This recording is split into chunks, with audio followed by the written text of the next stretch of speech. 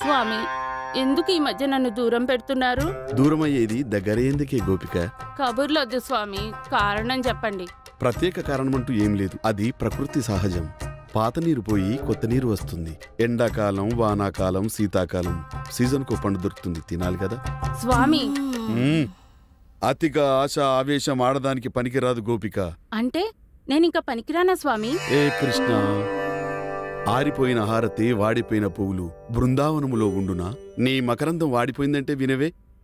అంతే అంతే స్వామి, అర్థమైంది.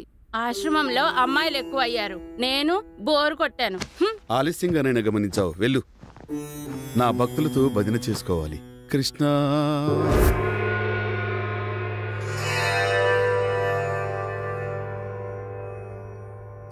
ఇది సత్యాన్వేషణ పూజ. నిజం చెప్పడం వల్ల నీ మనసు తేలికైపోతుంది. నువ్వు అనుకున్న కోరిక సిద్ధిస్తుంది. అలాగే స్వామి. ఇప్పుడు చెప్పు, నీ భర్తతో కాకుండా ఇంకెవరితోనైనా అక్రమ సంబంధం ఉందా? చెప్పు. లేదు స్వామి, లేదు స్వామి. ముందే చెప్పాను నిజం చెప్పాలని. నిజమే చెప్పు, లేకపోతే నీ ప్రాణానికి అపాయం కలుగుతుంది. నా జీవితంలో జరిగినవన్నీ చెప్పేస్తాను స్వామి.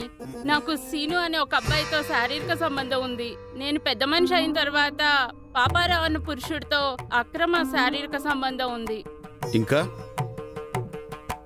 మీరిక ఏకాంత మందిరంలోకి రండి, మీకు పిల్లలు పుట్టే పూజ చేస్తా. శుభం గోపిక, శుభం. వెళ్ళండి.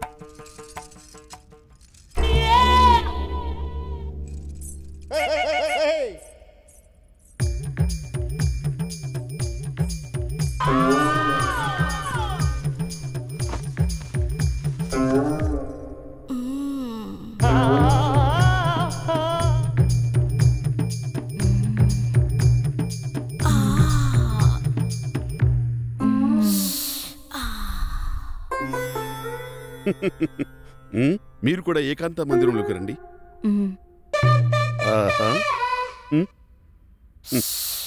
శుభం భూయా.